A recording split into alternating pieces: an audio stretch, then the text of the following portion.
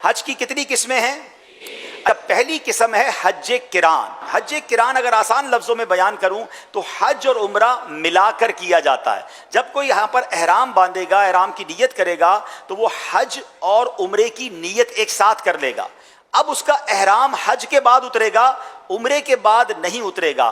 किरान करने वाला हाजी कारिन कहलाता है। और सुभान अल्लाह, मेरे आका अलैहिस्सलाम ने ज़िंदगी में एक ही बार हज किया और उन्होंने हज किरान किया।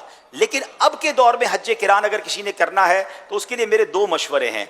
एक मशवरा तो ये कि अगर आपने ज़िंदगी का पहला हज कर रहे हैं तो कोशिश करें कि वो हज तमत्तो कर लें, अल्लाह फिर मौका देगा। एक हज कर चुके होंगे, आपको हज की एहतियातें, एहराम की एहतियातें पता चल जाएंगी, फिर आप हज किरान करेंगे इंशाअल्लाह तो अच्छे अंदाज से कर सकेंगे। अच्छा, दूसरी हज है, दूसरी किस्म जो है वो किस्म है हज तमत्तो। जो हज करने वाला, तमत्तो हज करने वाला है, वो मुतमत्ते कहलाता है। अच्छा, इसमें हाजी अपने घर से, अपने वतन से जब जाता है तो वो उम्रे का एहराम बांधता है। ये बड़ा आसान हज है।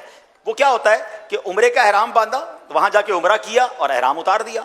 अब नॉर्मल कपड़ों में आ गए। अब जब मिना अरफात के लिए 8 ज़ुल्हिज्जा को रवाना होना है या 7 की रात को रवाना होना है, उस वक्त वो एहराम बांधेगा। बाकी उतना अरसा बीच में वो बगैर एहराम के अपने नॉर्मल कपड़ों में रहे, तवाफ करता रहे, इबादतें करता रहे, तो इसको हज तमत्तो कहते हैं। मगर हज तमत्तो करने वाला जब निकलता है अपने घर से, मिकात के करीब जाता है, मिकात से पहले जो नीयत करता है वो उम्रे की नीयत करता है। क्या नीयत करता है? अच्छा, किरान करने वाला क्या नीयत करता है? हज और उम्रे दोनों की, याद रखिएगा, ठीक है। तीसरी हज की किस्म है जिसको हज इफराद कहते हैं। क्या कहते हैं? अच्छा, इफराद जो है वो सिर्फ हज की नीयत करते हैं। यानी बंदा एहराम बांधता है कि मैं हज करने जा रहा हूं, उम्रा नहीं करता, वो डायरेक्ट हज करता है। तो नॉर्मली हज इफराद जो मक्के में रहने वाले हैं, जो हिल के अंदर रहने वाले हैं, यानी जद्दा शरीफ के रहने वाले हैं, ये लोग हज इफराद ही कर सकते हैं।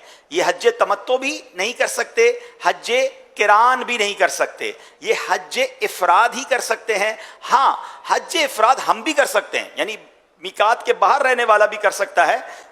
मगर उसमें भी यही है कि कोई बंदा आखिरी फ्लाइट से जा रहा है और समझता है कि नहीं जनाब मैं उम्रा तो नहीं कर सकूंगा, तो वो हज इफराद की डायरेक्ट नियत करे और वो जाकर हज इफराद कर ले, उसमें भी हरज नहीं है।